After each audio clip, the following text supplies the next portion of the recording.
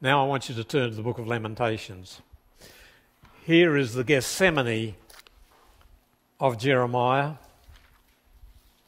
as a result of a generation that has lived permissively.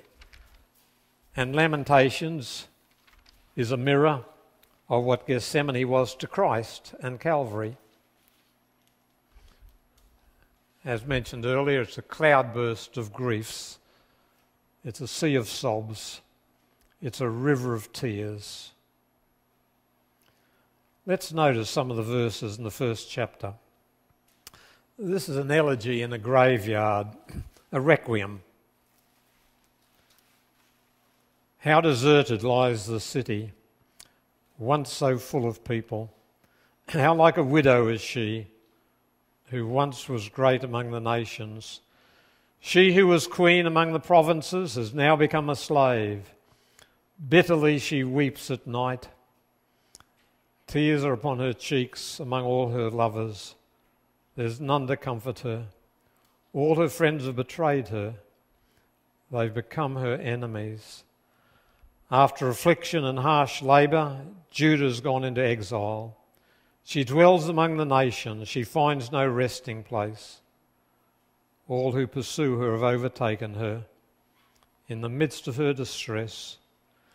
The roads to Zion mourn, for no one comes to her appointed feast. All her gateways are desolate, her priests groan, her maidens grieve. She's in bitter anguish.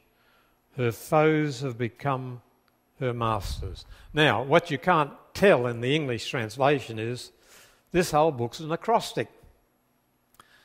There are the same number of verses in chapter 1 as there are letters in the Hebrew alphabet, 22. And each verse begins with a successive letter of the Hebrew alphabet. So you've got Aleph, Beth, Gimel, Daleth, Hey, Vav, Zayin, Keth, Teth, Yod, Kaf, Lamed, Mem, Nun, Samek, Tzadi, Kof, Resh, Tau.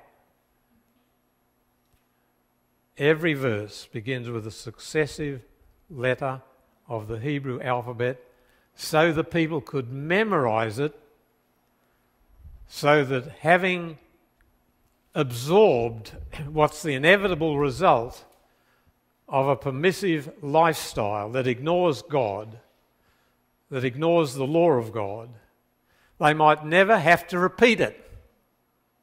Did they learn? No. 600 years later, they say, we won't have this man to reign over us. Don't release this man, give us Barabbas. His blood be on us and on our children. And 40 years later, Jerusalem's burned again.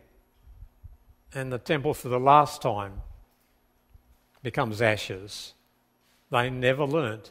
But this whole book was meant to be something that we memorise to save them from such tragedy. If you look at chapter 2, it also has 22 verses because it begins successively with the letters of the alphabet. But when you look at chapter 3, to your surprise, it's got 66. But that's because the first 3 verses begin with Aleph, the next 3 begin with the second letter, Beth, then the Gimel, then Daleth, and then Hey, and so on. See? Then in the next chapter, it's 22 verses, and it's an acrostic. So this is a marvellous literary elegy written in the graveyard of the most famous city, the most important city of the ancient world. Ezekiel 5 and verse 5 said, I set her in the midst of the nations. Jerusalem was in a place where her people could influence the world. To the south, Egypt. To the west, Phoenicia, the Mediterranean, and beyond, where Greece and Rome were to be. To the north, Assyria, Babylon. To the east, Moab, Ammon, Edom. She was in a place where she could influence the world if faithful. But when not faithful, all these people could besiege her and bring her pain and trouble. Bible scholars have long felt that the book of Lamentations is like a miniature Gethsemane.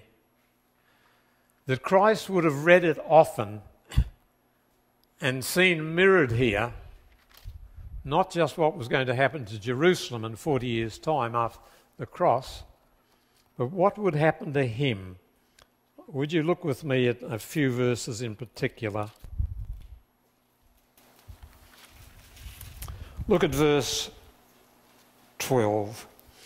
Is it nothing to you, all who pass by?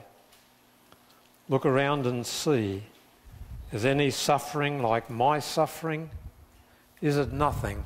It tells us in the Passion story of Matthew, Mark, Luke and John that the passers-by just mocked the man on the cross. He meant nothing to them. And that, of course, is a symbol of the fact through all the centuries of time, most people hearing of the cross would just pass it by and mock.